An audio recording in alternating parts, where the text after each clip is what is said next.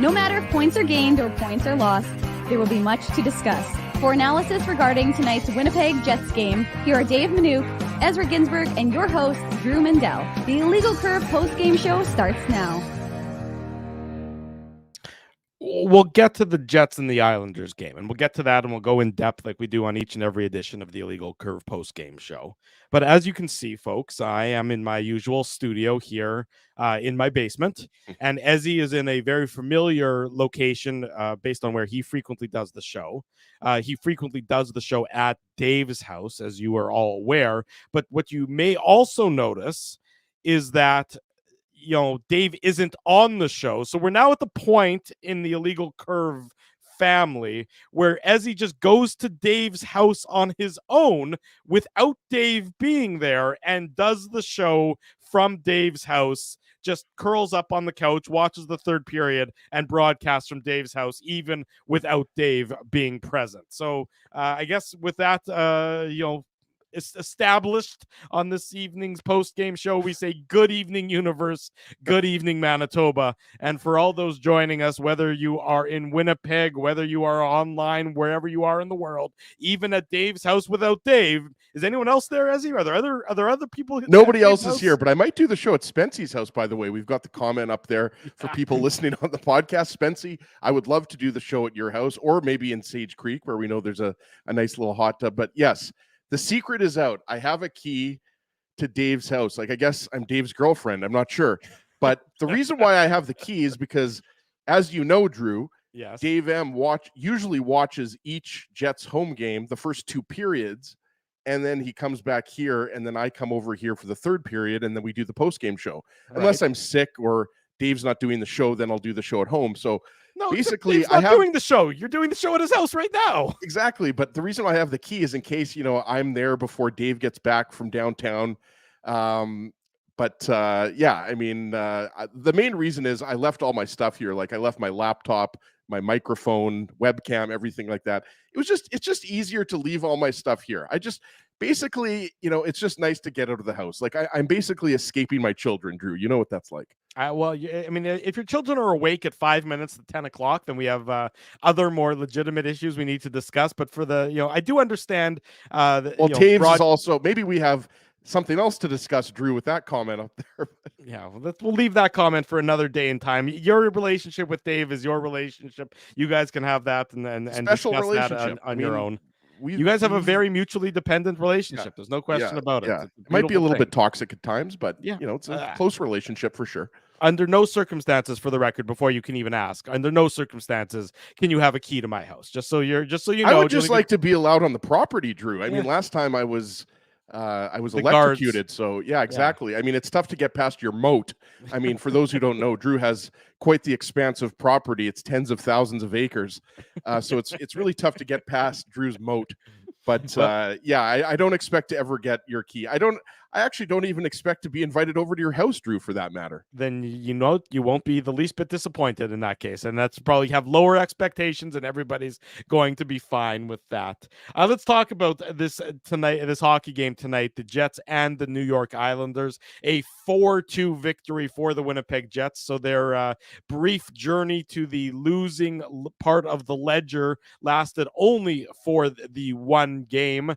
Back on the winning side of things with tonight's victory on home ice to wrap up the road trip with the homestand with a 3-1 record, the only blemish being Saturday night's loss to the Philadelphia Flyers. 2 goals or less, again, just as you would expect from this team at this point in time. A bit of a weird game from my estimation, Ezzy. You got 2 of the best goalies in the league going head to head. Yep. They each made some Sorokin really hasn't nice... been one of the best goalies this year, though. What's that? Sorokin definitely has not been one of the best goalies. I mean, I was looking at the goal save above expected. Right. I don't even think he's in the top 20. Like, I want to say he's something like 30th or 35th. He was very good tonight, Drew. Right. But I'm just wanted to throw that out there because he was a Vezina finalist last year. Yeah. I don't think he's going to be a Vezina finalist this year. I think, well, first off, Hellebuck and Demko, I mean, you might as well just let them battle it out for the Vezina trophy. But I just wanted to throw that in there. Varlamov was actually, before he got injured, playing better than Sorokin. Yeah, the Islanders really aren't a great hockey team. I mean, they've played 44 games now as after tonight's loss. They've only won 19 of those games. So again, your bare minimum to be considered what I would describe as an average hockey team is that you have to win at least half your games, not get points in half your games, but you have to win half your games. I mean, the only reason the Isles are even sniffing a playoff spot is because they have 10 overtime and shootout defeats. Which is most in the league. Which is the only thing that's keeping them afloat. So they're not a great hockey team by any stretch of the imagination. Their defense is weak, is what I would say. I mean, being charitable, that's their defense is a problem. They don't have They're without Ryan Pollock right now, who's from Manitoba. Ryan Pollock is, I think, missed something like, I don't know, 20 games or something like that. He's one of their top defensemen. Mm-hmm. So, I mean, that's a significant injury. I just wanted to throw that in there, Drew. Like, Pollock is, I don't know if he's their best defenseman, but he's definitely one of their best defensemen.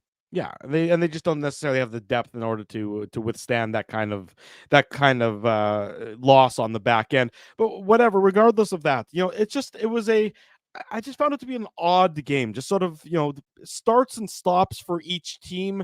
I mean, obviously the Jets, and we'll get into everything and all the details during the Betway game recap coming up here on the Illegal Curve post game show. But, the big feeling out period for a lot of the portion of this game. Then the Jets in that second period get sort of those 2 goals, almost had a third one when the puck ricocheted off the stanchion right in front. And they're not necessarily, fluky goals, but they are both a little bit fluky. It involves a broken blade of a skate, and then it involves a bank shot. And Connor Hellebuck gives up a bad angle goal, which we haven't seen very often. Did Neil Pionk's stick get a piece of that? If it did, I'd have to look back and watch Pionk it again. Reaches, right? He's in front of Hellebuck, right, and he reaches his stick out. But obviously, I mean, it looked like Hellebuck had the post covered. Yeah, I mean, Hellebuck, I don't think anybody is going to be criticizing Hellebuck's form or positioning there. It was a bit of a fluky goal. And Anders Lee, look, I mean, we'll get into that goal. I mean, Anders Lee is a great player. He's a former 40 goal scorer. Right. But you're right, Drew. I mean, and there were some fluky goals. Mm-hmm. There were some missed calls. Yeah. Right. Scott Mayfield high sticks Vlad Nemestikov in a scary situation. It looked like Nemestikov might have to leave the game, and he didn't. Right. And then you could kind of see he was a little bit woozy the next couple of shifts. But yeah, there were some missed calls, some fluky goals. But like I said I tweeted this out this afternoon. The Islanders entering the game had lost 3 of their last 4. Right. And you mentioned they got embarrassed last night. Right. And Lane Lambert came out and he said, enough excuses. And, I think the Islanders responded very impressively in the third period. The Islanders were all over the Jets in the third period. The only problem is they were down 2 goals at that point, so they were chasing the game, right? So they get the early goal in the third period, but I mean, look, Matt Barzal is, a top 20, maybe even top 10 skilled forward in the NHL. Bo Horvat, I thought, was really good. Actually thought Hudson Fasching, he was noticeable in that third period, really particularly. Yeah. And so like the Islanders, there's a big drop off after, Horvat, Barzal, Lee, and Brock Nelson, right? But you're right though, Drew. Scoring goals has not been the problem. The Islanders have been averaging 3 goals a game this year, right? And their power play is actually decent. And their penalty kill is horrible. Defense and their penalty kill, which has been the staple of the Islanders going back to the Jack Capuano years, right? Like that has been the identity of the Islanders for many years. And I mean, look, they're fighting with teams like the Devils and the Lightning. I guess if you want to throw in the Flyers, even though the Flyers have pulled away a little bit, they're third in the Metro. But yeah, this Islanders team, I think that was a tough. That's why they were battling so hard. And as I mentioned, that's why I expected them to be desperate. The only problem is they took their foot off the gas, and the Jets were all over them in the second period, and they were taking penalties that they didn't need to. Like the penalty Mike Riley took on Dominic Toninato behind the net. I think it was cross-checking. I thought it was cross-checking. Could have been boarding. Yeah, but like that penalty was shortly after, I believe, Neil Pionk scored the goal to go up 2-1, right? Yes, it was. It's exactly right. So you can't Keon, take that penalty when you're down a goal and you're desperate and you've lost 3 of your last 4 games, now 4 of their last 5 games. Yeah. You just can't take that type of penalty. So I just thought the Undisciplined. Islanders were undisciplined. Mhm. And yeah, the second period, I mean, the Jets did most of their damage, but give the Jets credit for hanging on. They drew a penalty late. Again, speaking of, the Islanders taking a lot of penalties, and then Kyle Connor obviously gets the empty net goal to make sure that the Islanders don't come back. So, I mean, it was a very close game. Like, yes, the Islanders were the better team in the third. The Jets were the better team in the second. I'd kind of say the first was a wash. Yeah. Maybe you give a little bit of an edge to the Jets. Maybe. I don't know. On the I thought it was scoreboard, pretty at even. least. Yeah, exactly. So, it was a hard-fought game. And as you mentioned, I mean, the game against the Hawks, they got the 2 points. It was ugly, and it looked like the Hawks might steal that one.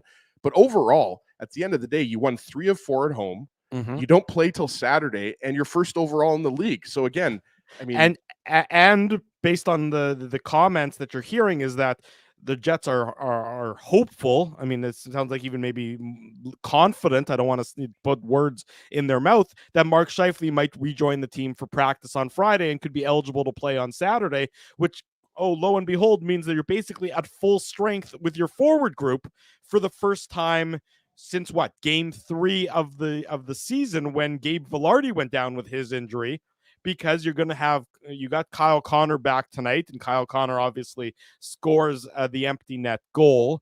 And really, I thought, he maybe wasn't, exactly what Kyle Connor is, but he was a pretty good, a pretty reasonable facsimile of Kyle Connor.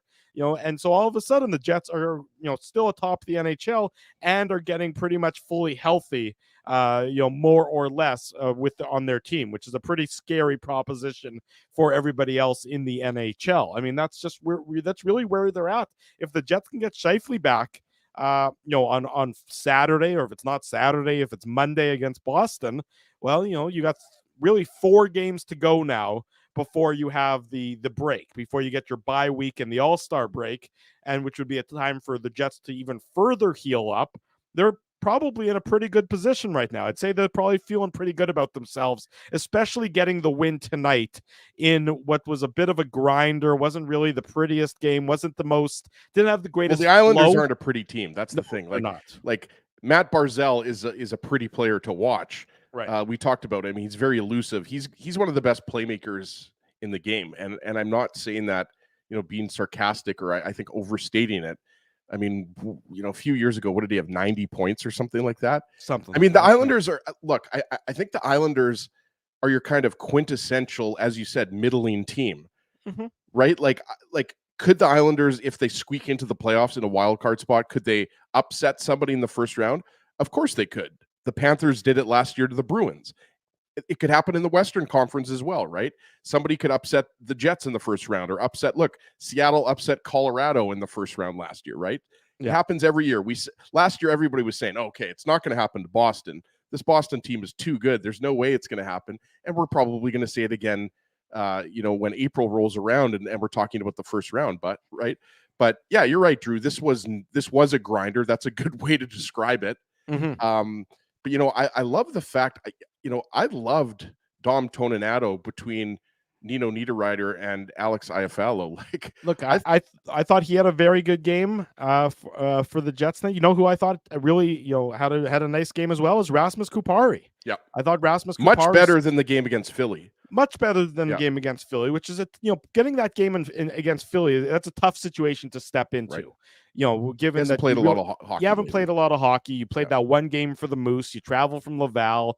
You're being sort of thrust into a prominent position in that, Scheifele's out of the lineup and everything else. I thought today he used his speed and his size, pretty well in tonight's contest. And if that's the Rasmus Kupari you're going to see more often than not, then there's certainly a role for him on this Winnipeg Jets team. And our buddy Mike McIntyre wrote about it in the free press. I don't know if that was today's free press or yesterday's free press.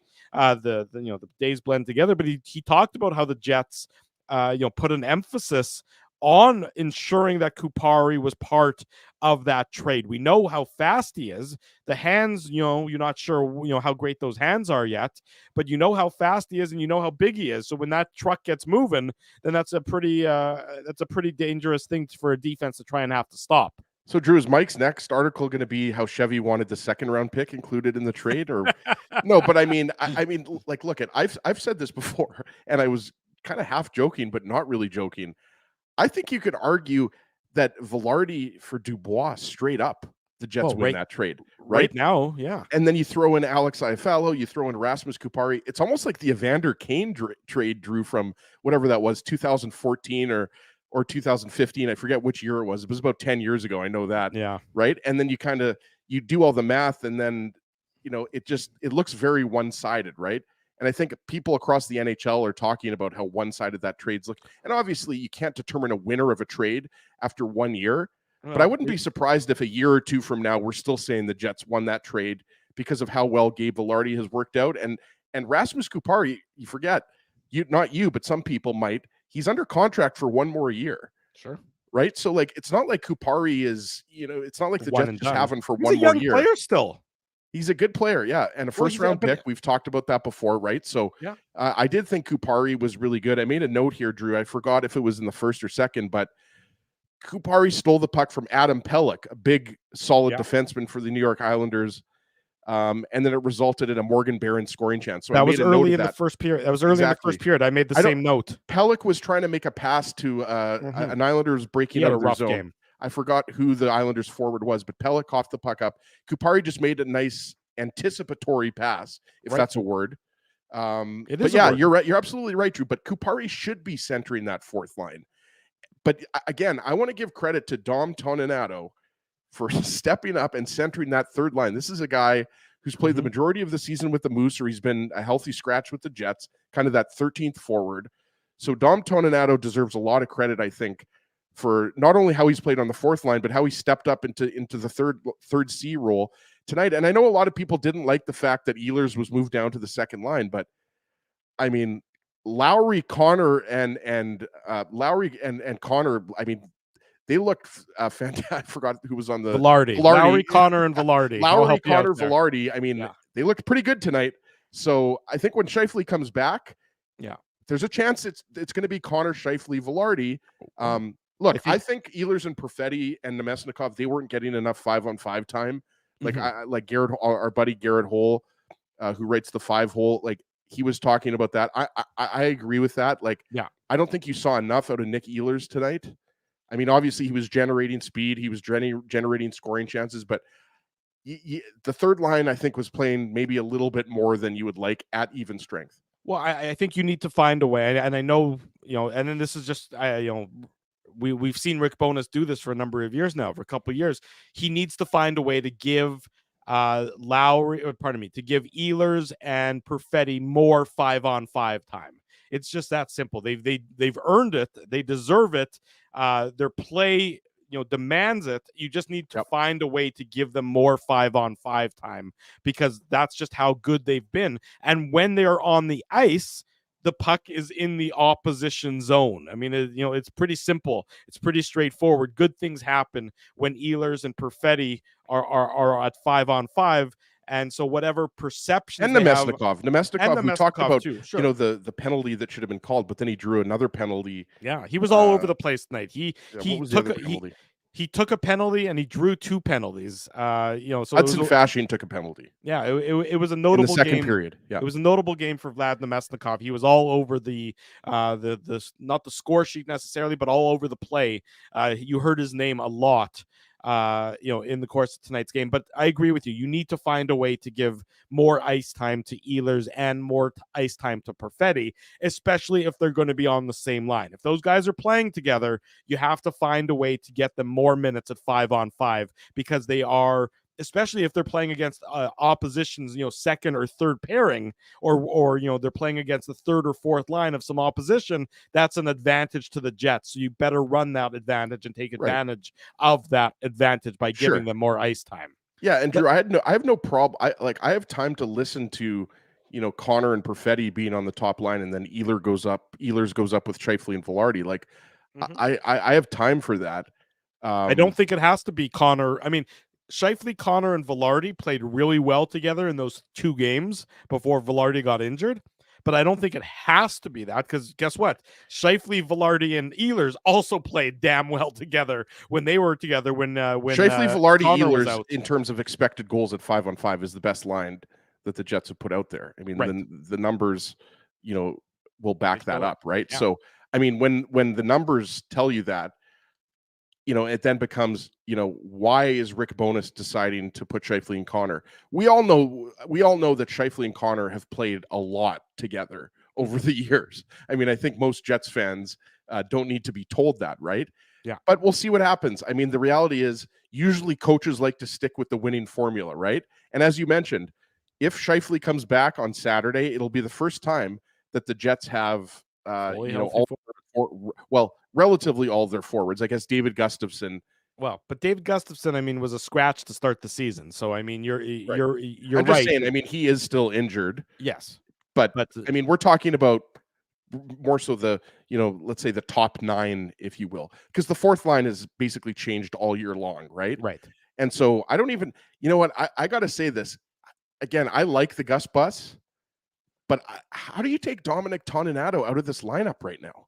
I don't think you can. I mean, look, Axel Jonsson-Fjällby didn't do anything in my mind to play his way out of the lineup either. It was just a numbers game. I mean, he was a healthy scratch for the Jets tonight. He might be a little bit under the weather, I suppose. They could have taken Rasmus Kupari out based on how he played against Philly, but you're right, Drew.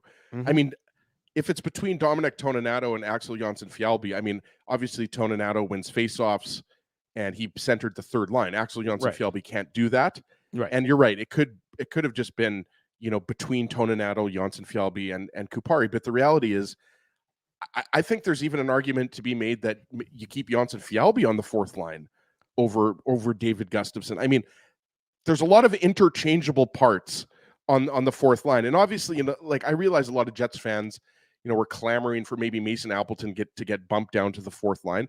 And obviously scoring 1 goal isn't going to change that. Right. But I think if you're looking at, what the Jets might do, in the 6 weeks or 7 weeks leading up to the trade deadline, I wouldn't be surprised if, you see a center acquired and then or a winger acquired, I should say, and that bumps Appleton down. Look, right now, assuming Scheifele is back on Saturday, all of a sudden your fourth line has very likely might have a guy like Morgan Barron on it and Alex Iafallo. So, I mean, if those guys are on your fourth line, whomever the center is, and if the center is Kupari, or if the center is Toninato, and that obviously will play itself out. But that as a fourth line for the Jets, is a pretty impressive fourth line, and that every other team in the NHL is not going to enjoy going up against Barron and Iafallo in particular on the fourth line. And I just wanted to say one more thing, Drew, before we get into the Betway game recap. Yeah. If Scheifele is good to go on Saturday, which we think there's a good chance he'll play against Ottawa. Right. I mean, it is going to be between Dominic Toninato, I believe, and Rasmus Kupari. Yeah. Morgan Barron's not coming out of the lineup. No. I mean, he's just not. I wouldn't see any reason to take. So it's Rasmus Kupari or it's Dominic Toninato. And to be honest with you, and again, a few minutes ago, I was praising Toninato, right? I think he has done an admirable job on the fourth line and the third line. Right. But it could be Toninato because Rasmus Kupari played so well. Do you really want to put him in for 2 games? Then he has a really good game and then you take him out. So regardless, when Scheifele comes back, a really good player is going to come out of the lineup, which again, these are great problems for Rick Bowness and Scott Arniel to have, right? But it's pretty crazy when for the last 3 or 4 years, all we've talked about was how the fourth line has been this mishmash, with all due respect to guys like, Trevor Lewis, Nate Thompson, Saku Manalainen. I mean, give Chevy credit. He has constructed a very, very deep forward group, and it starts with the guys he acquired in the Dubois trade. No question about it. You're absolutely right. And of course, we will have more on that on Saturday morning's Illegal Curve Hockey Show. That'll be 9 a.m. on Saturday morning. And then the matinee contest between the Jets and the Senators, not in Ottawa proper, but in Canada, Ontario, just outside of Ottawa. So it's a busy Saturday. Used to try to get a good piece of rye bread, right, Drew? We can't get a good rye bread in Ottawa. Is my chief complaint from when I lived there, is that you couldn't get a good city rye bread, Somebody city-esque wasn't rye sending bread. you that city rye bread? You could send No, that express. Yeah, my parents could have, but they decided to save it for their other son. Oh, They wait, decided to I'm an change the only locks child. on the doors at home. That's right. They got rid of my room. They immediately, so I couldn't come back. That's a separate issue altogether. But anyways, the IC hockey show Saturday morning 9 a.m. and then post game after the Jets and the Senators Saturday afternoon. Do you know we who's have last in the Eastern Conference right now? Well, they got embarrassed tonight as well in Colorado. 7-4. They lost. Sorry, it was in Ottawa. They gave up, I believe, 5 unanswered goals to lose 7-4. Things are not good in Ottawa. Not good by a long. The answer to that question is Ottawa, by the way. Yes. Thank you. Let's Who get saw into that coming? Let's get into tonight's Betway game recap, talking about the Jets' 4-2 victory over the New York Islanders. The Betway game recap. Big thanks to our friends at Betway, the most trusted voice in sports betting, both in Canada and all around the world. As you all know, Betway is the sports betting app that puts you, the customer, at the forefront. With a large selection of betting options in sports, as well as strong promotions and fair odds, what are you waiting for? Head on over to Betway and bet your way. Must be 19 years or older to play. You know what you have to do? You have to please play responsibly. Big thanks to our friends at Betway. Drew, I want to know who put support. money on Kyle Connor scoring a goal in his first game back, because I think, that might have paid a nice little sum of money. Okay, thank you for that betting insight. Stay tuned for more betting insight from Mr. Ginsburg. You can bet on one guy scoring, right? Yes, you can. Of course, you can. It's for Kyle Connor in his first game back, he probably would have paid, I'm gonna guess, plus 130 maybe. Okay. Which means if you had bet $1, you would have won $1.30. But I'm just spitballing on that one. I don't know exactly. When I place bets with Betway, that's I just bet in increments of $1. That's what I do. Yeah, it's okay. They'll take your money nonetheless. They're willing to let you play in the game for that amount. The Jets opened the scoring at the 9:41 mark of the first period. Gabe Vilardi getting his 11th of the year, assist to Adam Lowry and Josh Morrissey. It's a clean zone entry by the Jets. I mean, it's amazing how many goals in the NHL start with a clean zone entry, but this is another one of them. I could listen to you say clean zone entry every day of the week, Drew. Well, thank you. And I know that the chat loves it too. Okay, well, I believe it was Kyle Connor who drops it to Josh Morrissey. Connor's on the half wall. He feeds it back to Morrissey, and then there's a 2-layer screen in front of Ilya Sorokin, and those layers are Lowry and Vilardi, which means those are 2 very big layers. Yep. And it is Vilardi causing the traffic in front, and the puck is in off of him, giving the Jets the 1-0 lead just before the 10-minute mark of the first period. Yeah, and what stands out, we were just talking about Connor's empty net goal, but Connor doesn't get an assist because it's a double tip, right? Right. But he does a nice cutback, and I believe it was Scott Mayfield, if I'm not mistaken, who is chasing him, and then Bo Horvat kind of comes over to help, but then Connor dishes the puck obviously to Morrissey. Mm-hmm. And then obviously, it results on a shot on net, and Lowry gets a piece of it, and then Vilardi, I think it goes off of his leg. But at first, what I thought happened was Vilardi tipped it, Sorokin made the save, and then he had to poke it again to actually put it in the net. But on the replay, you could see Lowry got a piece of it, and then it either went off of Vilardi's stick or glove or something. But like you said, that's a couple of big men there. Lowry's 6'5", what's Vilardi, 6'2", 6'3". Yeah. Those are big boys, and honestly, that's what you want to see more of from the Jets. And we often talk about with the Winnipeg Jets, we talk about how balanced the scoring is, and how many good scoring lines they have and everything like that. But I think they've gotten away from that a little bit, because going into this game, they had scored 2 goals or less in 3 of the previous 6 games, right? We talked about, obviously, the shutout against Philly. They only scored 2 against Chicago. They only scored 2 against Anaheim, right? Obviously, they exploded for 5 goals against Columbus, and what was it, 6 against Arizona? Yeah. But, I mean, this is just like, a nice cutback by Kyle Connor. I don't know what else to say, Drew. And then, Morrissey, we know how good he is at wristing those shots on net. And then, like you said, it's all about layers there. And what I made a note of is Sorokin is actually, he's going from left to right. And what I thought was interesting was Velarde was kind of backing up. So he's going the opposite way. And I think that's why Sorokin only got a piece of it. And I'm not a goalie expert, but, I'll pretend to be. There you go. That's all we ask you to do, is to pretend on this show. So 1-0 for the Jets at that point in time. And that's exactly what for a team that had been shut out on Saturday night, and to your point, hasn't necessarily had goals come by overwhelmingly easy in the last few games. It's important for the Jets to get on the board, within that first 10 minutes of the contest, so as to not feel as though they're getting snake bitten, or that they begin to squeeze the sticks a little bit too tight, or anything along those lines. To the New York Islanders' credit, they do tie the game. It's 6 minutes and 12 seconds later.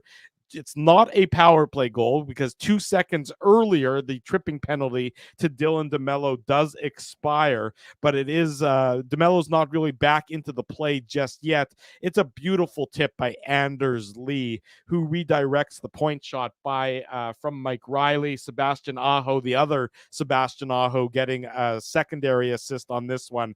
Beautiful tip by Anders Lee. He's a really smart, really nice hockey player, and we know how well he succeeds against the Winnipeg Jets. Our buddy Dan Robertson on the broadcast, what did he say? Something like 16 goals against the Jets in 19 career games. It might be a little bit off on the number, but whatever it is, it's an impressive total for Anders Lee, and he ties it up at 1 at this point.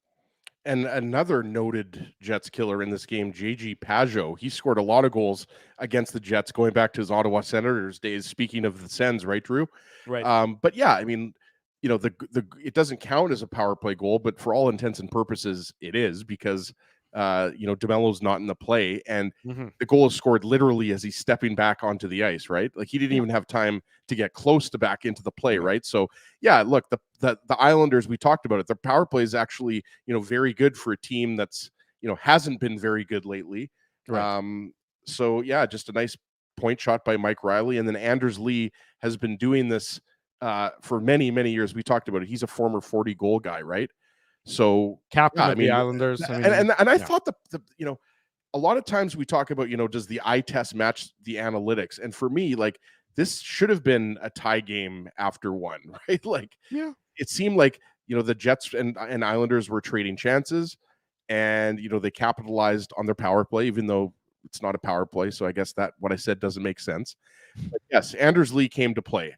And I thought there was desperation on that power play. And like I said, off the top of the show, I just didn't see that desperation in the second period. And that's a credit to the way the Jets played, obviously led by the top line of Lowry, Velarde, and Connor. And they got some luck. Let's be honest. We're going to get into that goal. Yeah. But, I mean, how many times are we going to say luck as we talk about the Neil Pionk goal, Drew? Well, it certainly was a lucky goal. I mean, the Islanders begin to run themselves into penalty trouble. They take 3 minor penalties in that second period, and then the Jets are able to capitalize. Neil Pionk, it's a power play goal coming at the 15-19 mark of period number 2. Neil Pionk getting his 4th of the season assist to Cole Perfetti and Nate Schmidt. And Perfetti really deserves 2 assists on this one, not just 1. It's his initial shot that just blows the skate blade right out of Ilya Sorokin's skate. And it wasn't that hard of a shot either. That's what was weird about it to me. You hit it on the right spot and the blade just goes flying, I guess. I mean, if it's just a release on the boot of the blade, right. If you hit that release, and the blade's going to go flying, and that's what happens here. And obviously Sorokin is just struggling now to get back into the play, because he can't move side to side. He's got he's a one-legged goaltender in this instance, more or less.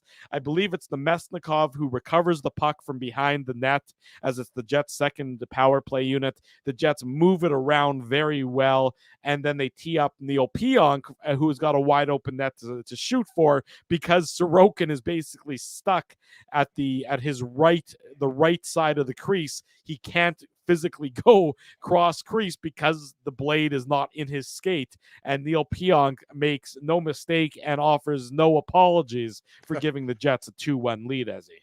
Yeah, and I made, we're both taking notes now. We're seeing whose notes are better. I don't know if I can compete with your notes. Yeah, well I've got mine here, Drew. But I go on the note app. Well, you go old school and you've got a I'm nice old pen. school. Do you write in cursive? It's sort of a hybrid, I would say, between cursive and printing. Okay. So a very unique Mendelian style. They're not teaching it in schools just yet Right. because it's so revolutionary. But soon, I'm sure that they will, at least generations from now, when they unearth my all of my artifacts, then they will begin to teach the wisdom of the Mendel to younger generations and future members of our society.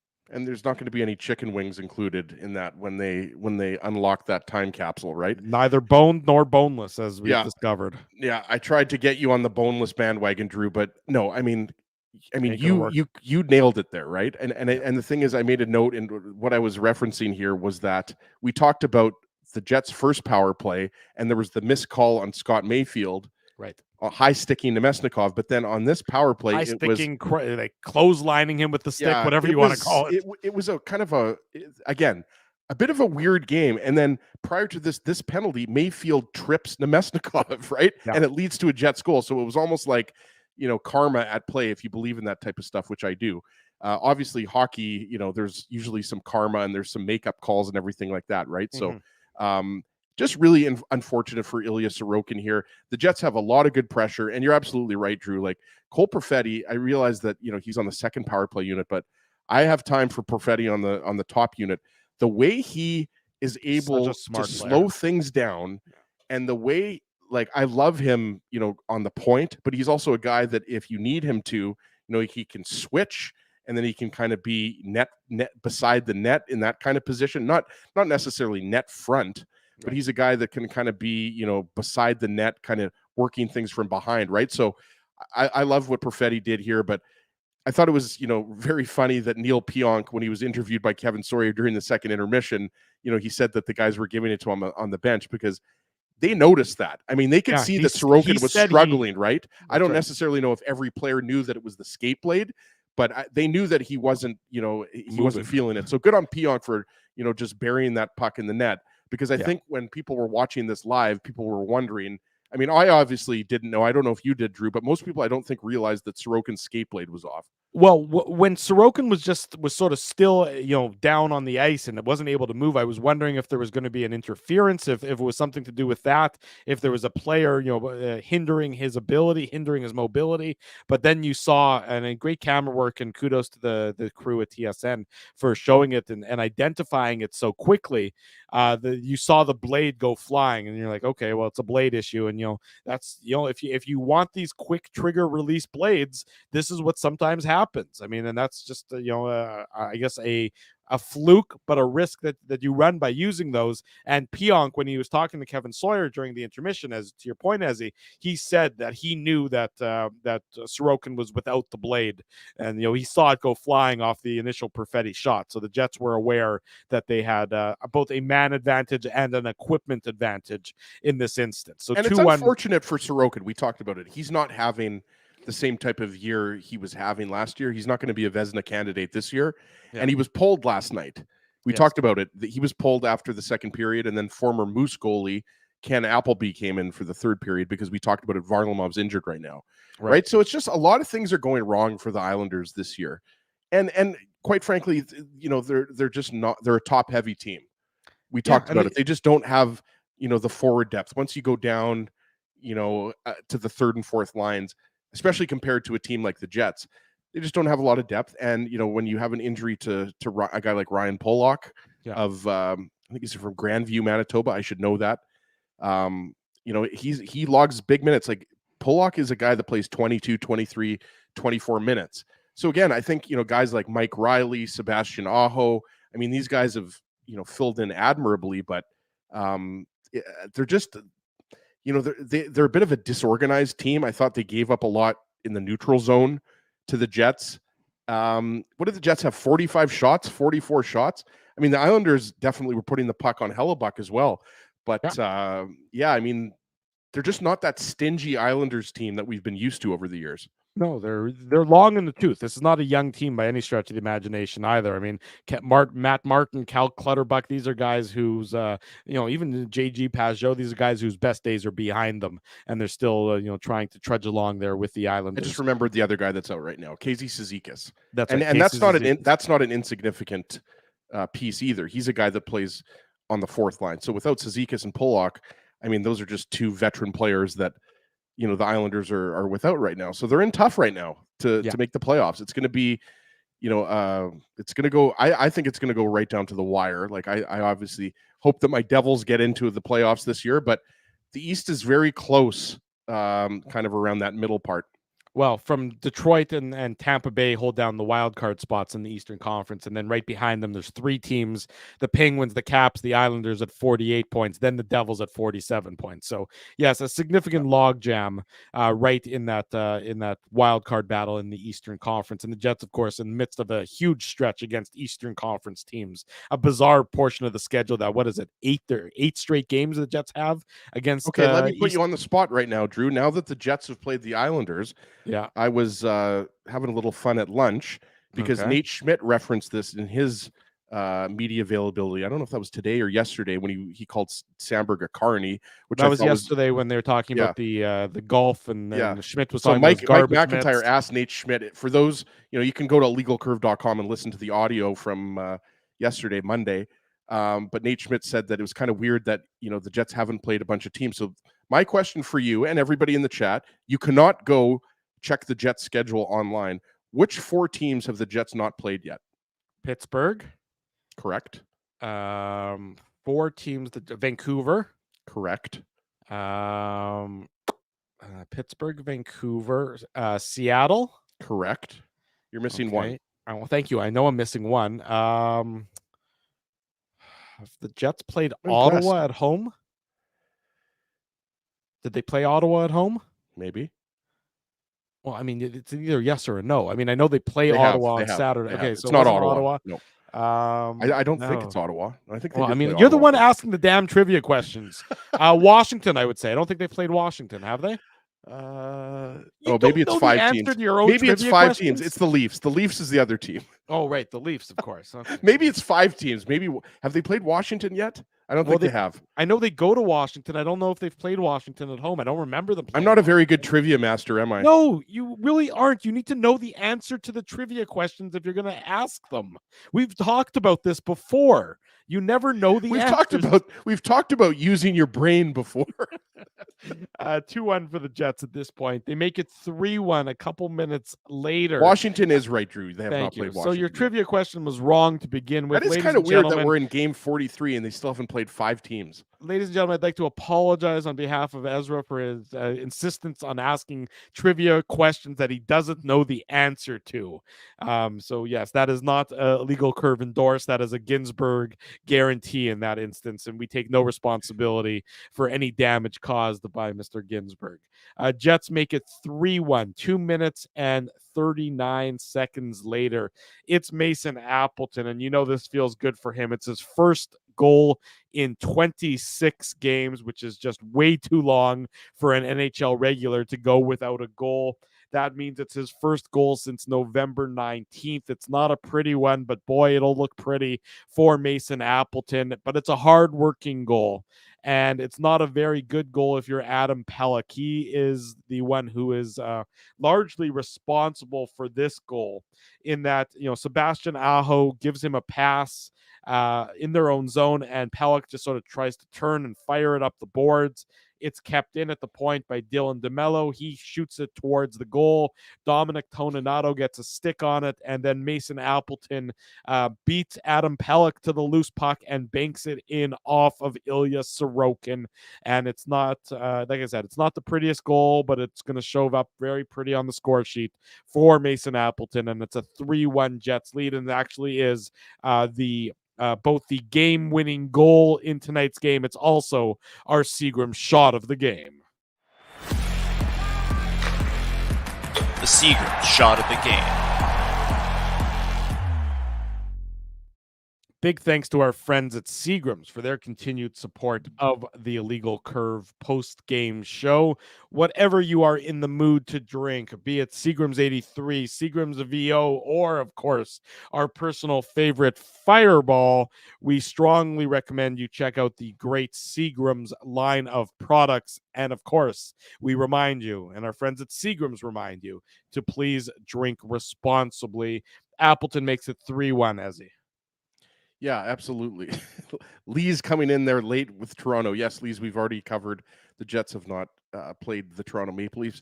I also don't know which teams the Jets haven't played.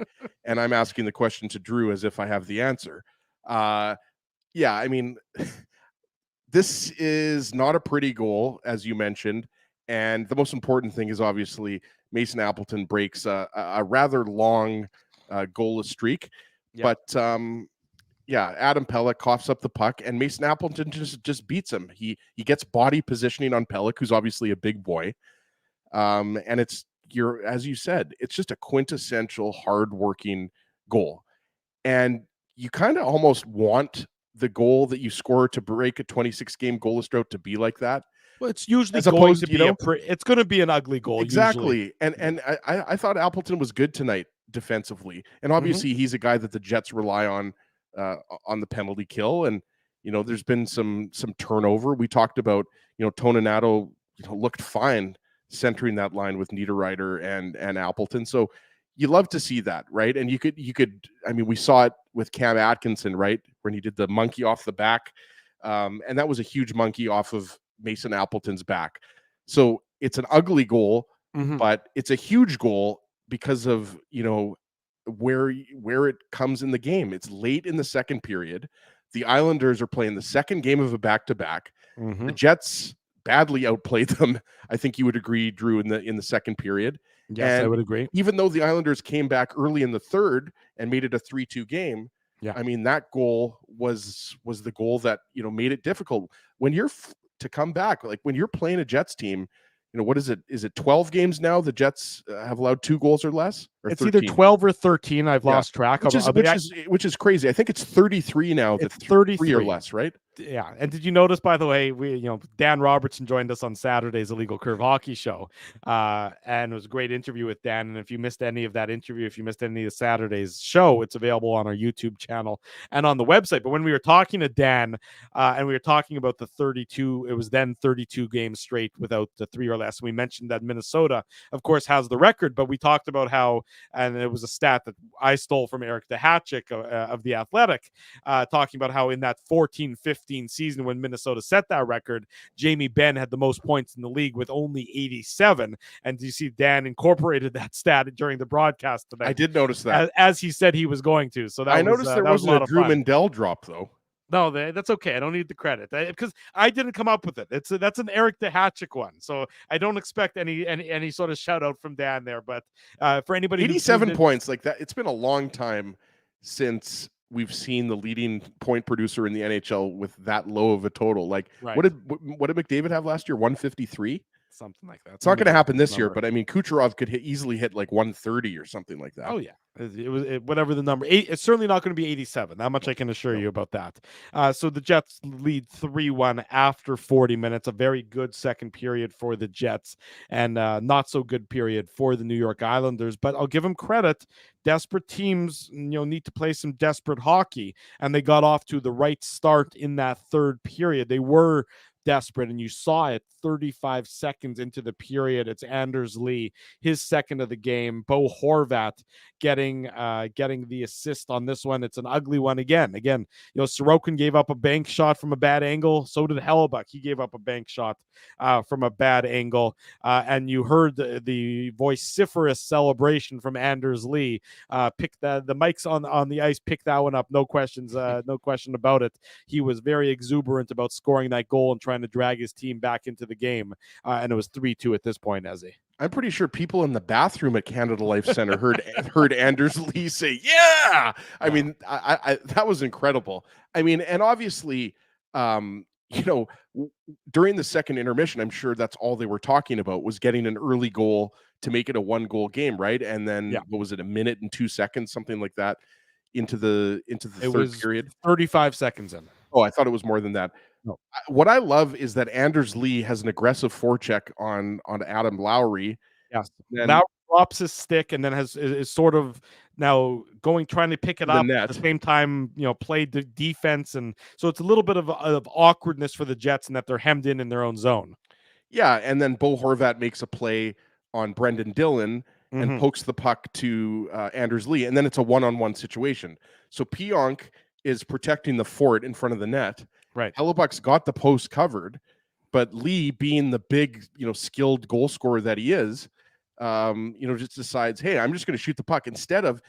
I don't know if you thought this too, Drew. If anybody in the chat thought this, but I thought he was going to take the puck to the net, but he decides I'm just going to shoot the puck off the pad, and that's why I mentioned Pionk is outstretched, and I wasn't sure, if he got a little piece of it, but regardless, it bounces off of Hellebuck's pad, off the post, whatever.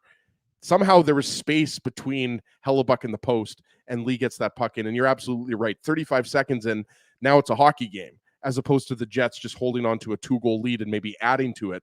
So yeah, good on the Islanders. I mean, we talked about it. The Islanders are not a very talented team when you compare them to, the top teams like the Jets or the Avalanche or the Bruins, but they're a pesky team. They're a veteran team, right? Like Noah Dobson. I mean, Noah Dobson's a nice. He's gonna be a top 7, top 8 defenseman for Canada, I think, at the Olympics. Well, he was drafted. When was he drafted? Was it 2018? 18? I was going to say 19. So that was the year the Jets didn't have a first-round pick because they traded it for Paul Stastny. Right. So it's taken him a few years, to really blossom. But that defensemen oftentimes take a little longer to blossom. But he's a good defenseman, and he's a workhorse on the back end for the New York Islanders. And you're right, Ezzy, when whatever that not quite World Cup of hockey, gets underway, his name is going to be bandied about along with Josh Morrissey. And of course, all the other defensemen. Morrissey, I think, is in there as well. I mean, I think, the Golden Knights might have 1 or 2 defensemen. I think Shea Theodore is in the conversation. Alex Pietrangelo is obviously, in the conversation. Some guy named Cale Makar, I think, is pretty good. He might be there. I mean, Cale Makar is obviously going to be Canada's best defenseman because he's the best defenseman on the planet. Right. But I wanted to make note of this, Drew. I don't think we touched on this. In the first period, you remember, I think I'd have to go back and look here. I was trying to find it. It might have been, where was it here? Noah Dobson had a really good scoring chance. Remember, Hellebuck made the blocker save. The shaft of the shaft of the. I want to say Kyle Palmieri maybe passed it to him. Maybe it was Horvat. I forget. It was about 5 minutes into the second period. Sorry, second period. Yeah, second period. Yeah, 5 minutes into the second period. And then Hellebuck made that blocker save, which was incredible. Dan Robertson couldn't believe it. That was Hellebuck's probably best save of the game, I think. Sure. Yeah. So I just wanted to make note of that. We were talking about Dobson. So, again, Hellebuck, even though he lets in that goal from Anders Lee, he was excellent, right? With whatever it was, 34, 35 saves. Yeah, I mean, you're right. There were a lot of shots. So it was 35 saves. 35 saves out of the 37 that the Islanders shot. The 37 shots that the Islanders unleashed. I mean, it's just another day in the life of Connor Hellebuck. He just that's what he does. He either gets a shutout or he lets in maybe 1 or 2. That's right. So 3-2 now, and it's still 19 and a half minutes to go in the third period. And the Islanders were coming on. They were pushing the play. They really were trying to equalize, as you would expect. And they had some good opportunities, but the Jets were so well adept at removing any rebounds from troubled areas. I mean, there was a couple where Dylan DeMello made a really nice play and scooped one away. And who was that off of? The loose puck? Scott Mayfield with the point shot, and then it was Hudson Fasching. Fasching. Yeah, the rebound was there. Hellebuck gave up a rebound, but you're right, Drew. See, now we're trying to go to our notes. I mean, that's why we have when it's just the two of us. It's a battle of the wits here, right?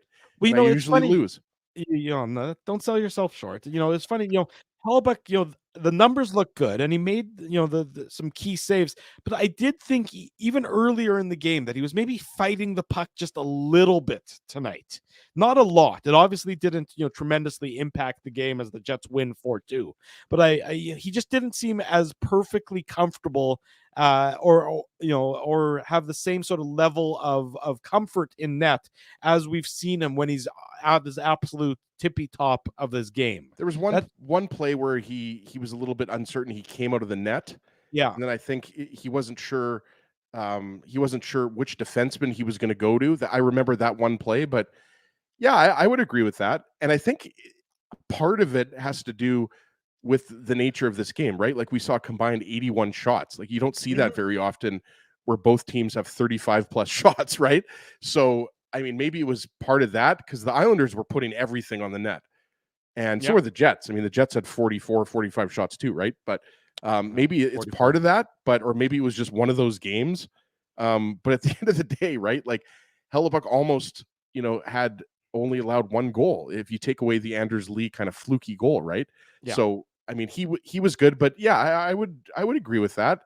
It wasn't the sharpest game, kind of in general, I'd right? agree. Like it wasn't. I don't know if it's how many penalties did the Jets take? Two.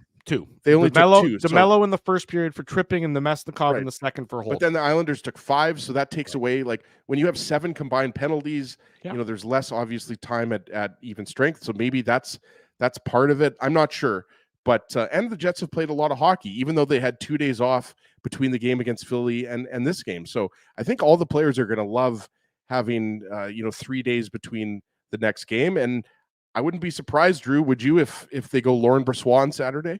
It would not surprise. The only reason why I could see them still going with Hellebuck is because we know how much he likes afternoon games. But you're certainly right that Laurent Brossoit would not surprise me if they went with him on Saturday. Because then you run Hellebuck for the next 3. You play him against Boston, and then you play him against Toronto. But the schedule is soft, so it's not a matter. The rest is not going to be an issue right now from here until next Saturday, a week from this.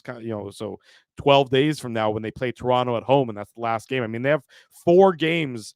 After tonight, they have 4 games from now until a week Saturday. So the schedule loosens up for the Winnipeg Jets right now, and it's a well-earned. It loosens up for us, True. I know. More importantly, I don't know. I already we actually get to spend time with our wives. I know. I told Laura they only play 5 games in the next 25 days. And children. Well, yeah, children too, but I was like, we can watch shows together. We can cuddle up and watch reruns of Mad About You, things of that nature. All of the sort of fun stuff that we don't get to do very often during the. Is Mad About You available on a streaming service? I have no idea. It's a Seinfeld reference where Jerry's watching the baseball game and George and Susan are curled up in bed watching Mad About You, and he looks like he'd rather be absolutely anywhere else in the world than next to his at one time Paul Reiser and Helen Hunt. That's true. Very good. They are the cast and crew, the main. It's a good show. Crew. Do you remember? Here's a trivia question you know for what? you. Mad About You was just a nice, wholesome show.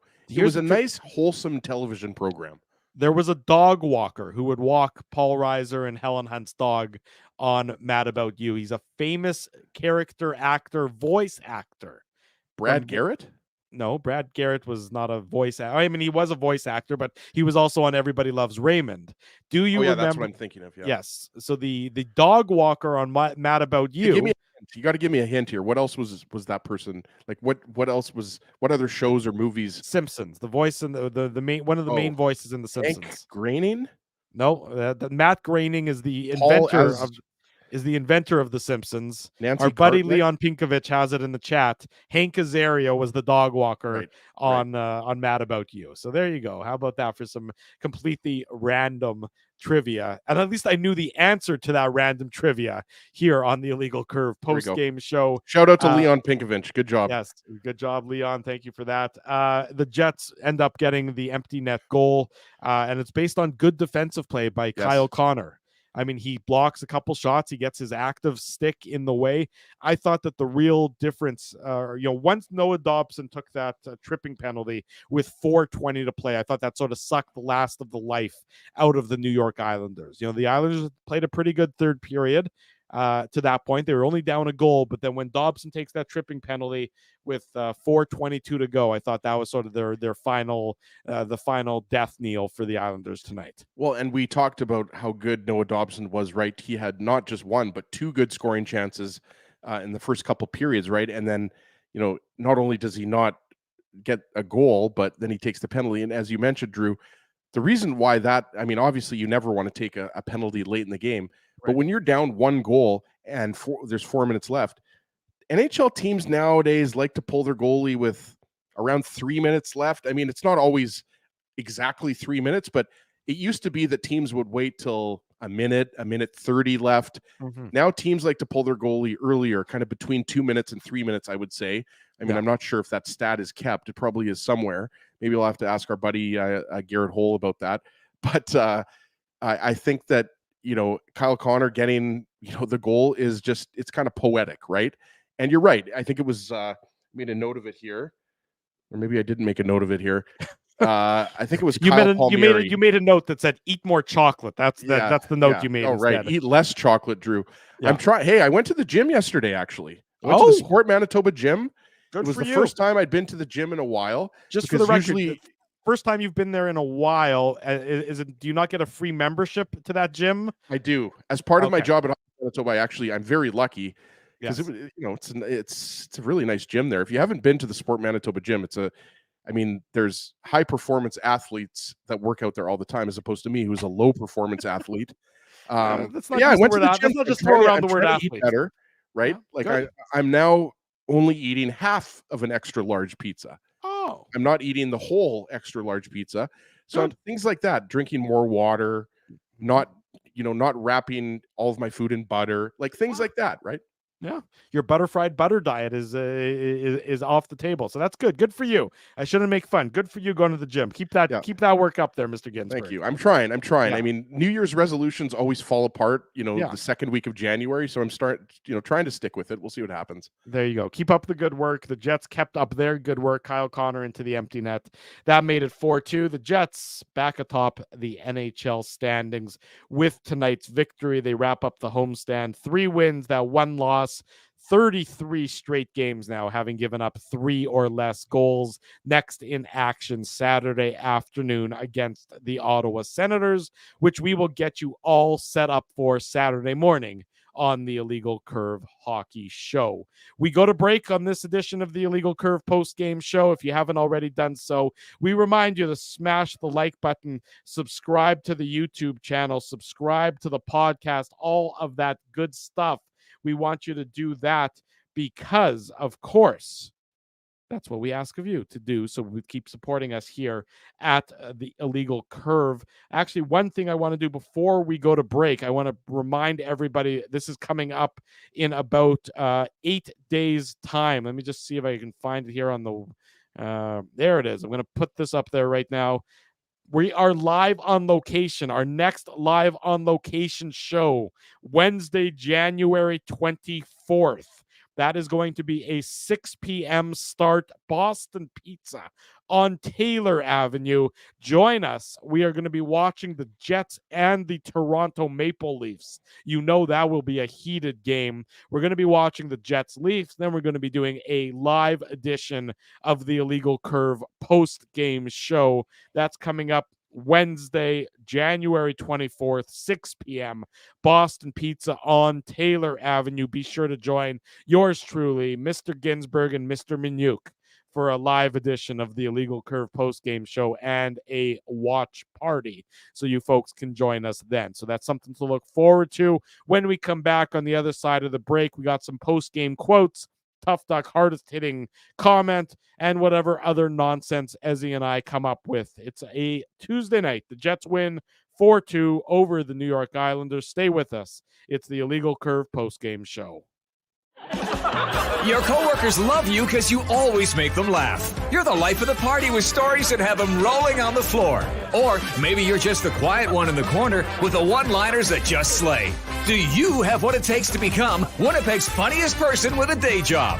Try your luck. Hit the stage at Rumors Comedy Club, and you could be walking away with $1,000 cash. Winnipeg's funniest person with a day job. Presented by Rumors. For all the details, head to rumorscomedyclub.com. You guys ever wish for a game changer in life? Like finding out your favorite snack has 0 calories? Or discovering the mute button on Ezzy? Picture this, a secret weapon for parking, where you can book a spot a whole month in advance. Tell me more, Drew. Pre-book your parking at really low rates, or maybe even for free if you use the code Illegal Curve. Free? What is this, sorcery? The Grid Park app. It's a real secret weapon that has affordable game day parking, and to sweeten the deal even more, I love sweets. our listeners can use the code Illegal Curve to park for free. Holy Zamboni. Tell me about it. Just download Grid Park, GRYD Park, and use the code Illegal Curve, all one word, to park for free. The game can change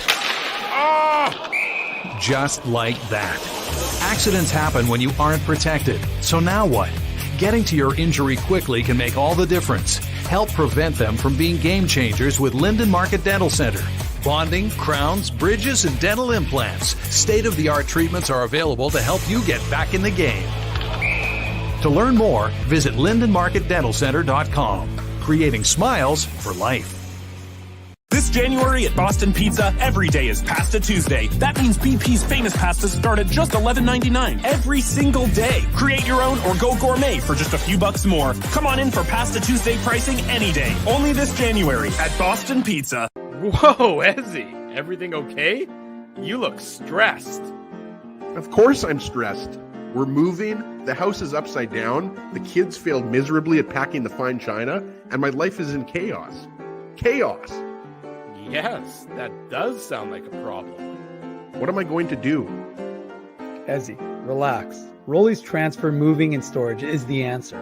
With 60 years of experience in moving Manitobans and a track record of exemplary customer service, one call to Rolly's and your stress is gone. No job is too big or too small. Just visit Rollies.com and they will take it from there. Thanks, Dave, and thank you, Rolly's Transfer Moving and Storage, online at Rollies.com. For 3 generations and over 80 years, Tough Duck has been making apparel that works and plays as hard as the people who wear it. From jackets to work boots and everything in between, Tough Duck's clothing can handle the harshest environments, even the Illegal Curve hockey show.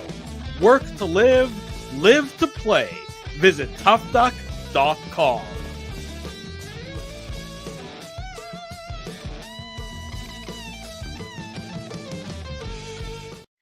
Top of the hour, Drew Mandel, Ezra Ginsburg, Tuesday night. It's the Illegal Curve post-game show. Jets victorious 4-2. If you're just joining us tonight, it was backstopped, or it was wrapped up by a Kyle Connor empty net goal that wrapped up the scoring late in the third period. Here's what the Jets head coach Rick Bowness had to say about Kyle Connor's return to action. Give him credit, the Jets head coach said. Most guys take 2 to 3 games to get their timing and their legs and everything. He just stepped in there tonight like he hadn't missed 16 games. So that was very, very impressive. That quote courtesy of Connor Harabchuk, of course, good friend of the program. You've seen him do the post-game show with Dave M before. And of course, you can watch Connor's work with our friends at Winnipeg Sports Talk. So Kyle Connor stepped right in seamlessly, according to the Jets head coach Rick Bonus. Interesting to note, Ezzy, the Jets are getting the next 2 days off completely. Rick Bonus giving the Jets Wednesday and Thursday off. I believe Wednesday was a scheduled off day. Thursday, I think, is an extra day. The Jets head coach says, quote, I think they need a mental and physical break, and we're going to take advantage of these 2 days. It's going to be a tough road trip, and we need to be a little sharper. So I actually agree. I think that's a smart decision by the Jets head coach. Give the players the 48 hours to sort of step away from the rink. You still get that practice in on Friday, so you can shake off whatever cobwebs you get from being off for a couple days, and then you can hit the ground running for those 4 games next week to really wrap up the bye week and pre-All-Star game portion of the schedule, hopefully for the Jets on a high note in doing so. Yeah, and I mean, I know, some people are a little bit concerned with the lack of practice time, especially when you're talking about the power play. But at this point in the season, I think, even though there are some days between games, I think that's the right call. You reward the guys. And also, I know a lot of people are talking about this in the chat. I do think the flu bug and the illness, Drew, is factoring into that decision. I really agree do. With you. Yeah, I mean, Gabe Velarde didn't take the skate this morning. He's under the weather. He played well, though. Yeah. We know Axel Jonsson Fialbi has been under the weather for a couple days. So, get the players away, get them to relax, get them just some time off for the next couple days, maybe recharge those batteries, and then see where you can go from that, heading off to the 3-game road trip, including that huge back-to-back with the Jets and the Leafs Wednesday in Toronto. We'll be at Boston Pizza on Taylor Avenue, then back here Saturday to wrap up the schedule before the All-Star break and the bye week and all that good jazz. So, Drew, I want to give a quick shout out to Nelson Gasper Drives. Yeah. I've seen him in the chat. He works at Birchwood Toyota. I know that because Naomi and I went to the Dawn restaurant. I don't know if you've ever been there. It's a great. I know it as I've been going there for so long, as I remember when it was called the Dawn Street Deli. So before it was the Dawn, it was called the Dawn Street Deli. Well, I'm obviously messing with the wrong guy here, but not everybody knows it. But it is a little gem downtown on obviously on Donald Street, Donald and Broadway, just before Broadway. Yeah. Yeah. So I met Nelson there. I was wearing my IC shirt, and Nelson said that he enjoyed the show on Saturday. This was Saturday. Okay. So just wanted to give Nelson a shout out because we always appreciate people coming up and saying kind words about the show. Yeah, way better than the people that throw tomatoes at us. Those people are really rude when they do that to us. Or pretzels. Yeah, pretzel. Well, pretzels we can eat. Tomatoes, once they hit you, they sort of just smash, and it's kind of awkward to pick up a pretzel off the ground. Yeah, you know what? I'm not the biggest tomato guy. Really? Like in general? I like a sliced tomato on a hamburger. Yeah. I guess in a salad or something like that, but it's not my favorite legume. Oh, it's not a legume. It's a fruit. I don't even know if Oh, sorry, that's right. It's a fruit. Yeah. But it's not even in my. I don't even. It should be a vegetable though, if you think about it. Well, but I know it has seeds and everything like that. But yeah, I just it's not even in my top 5 fruits. Then I guess. Good to know. How about do you have a Tough Duck Hardest Thing comment for us? Or why don't we do that? Sorry about that non sequitur. The Tough Duck Hardest Thing comment. The Jets need a couple days off from each other. I think you, me, and Dave need a couple days off from each other as well. You didn't even do the post-game show on Saturday night, Drew. Nonetheless, I still think we need a couple days off from each other. Yeah, maybe a couple months. Yeah. Lots of good comments. We appreciate everybody joining us on tonight's post-game show. Drew and I have a little kind of private chat or private area where we star comments, and we've got 6 comments starred here. So I think there could be a lot of different winners, but we're going to give it to Stonewall Dave. And it's not just because I love the Interlake region and I love the town of Stonewall, but I just like this comment. It's simple. Jets got their work done tonight. Mm-hmm. Time off is coming for them very soon, and they've earned it. And, we talked about a bit of a flu bug, a little bit of a virus going through the team that's, hit a bunch of players. It's probably, it's possible the reality is pro hockey players, pro athletes in general, they'll play basically through anything. We've seen guys play with broken ribs, right? Yeah. So I just like that comment from Stonewall Dave. I think he's absolutely right. The Jets followed up their first loss in a long time with a solid victory over the Islanders. Yes, the Islanders made it close in the third period, but close but no cigar. So Stonewall Dave, send me an email, Ezra, EZRA @illegalcurve.com, or slide into my DMs on Twitter @ICSEG with your mailing info. I'm assuming Dave is in Stonewall. It's possible, I guess, that Dave is from Stonewall and lives somewhere else. But regardless, Dave, send me your address and I'll come over for a pizza. No, Tough Duck will ship out a toque to you. There you go. Congratulations to Stonewall Dave, tonight's winner of the Tough Duck Hardest Hitting comment. Big show for everyone. Thanks to everyone for joining us tonight on the Illegal Curve post-game show. We'll be back Saturday morning for the Illegal Curve hockey show, 9 a.m. We are going to get you set for the Jets and the Ottawa Senators. And then later on Saturday afternoon, late afternoon, early evening, right around 4:45, 5 o'clock, the Illegal Curve post-game show. The best way to make sure you never miss a minute of anything Illegal Curve related is subscribe to the YouTube channel. That way you get a nice little bloop on your phone every time we go live on this fine channel of ours. So be sure you're subscribing. If you haven't already done so, be sure to smash the like button, and you should tell your friends and tell your family. The best place to be after each and every Winnipeg Jets game and on Saturday mornings at 9 a.m. is the Illegal Curve YouTube channel. This show wouldn't be possible without our great sponsors.